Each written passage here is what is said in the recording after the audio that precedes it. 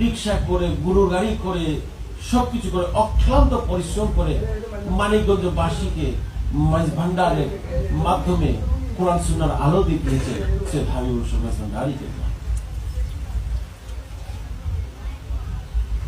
আজকের এই মাহফিলটা ওনার মাহফিল, ওনার শানেই হয়েছে, গৌসে ভান্ডারীর শানে হয়েছে।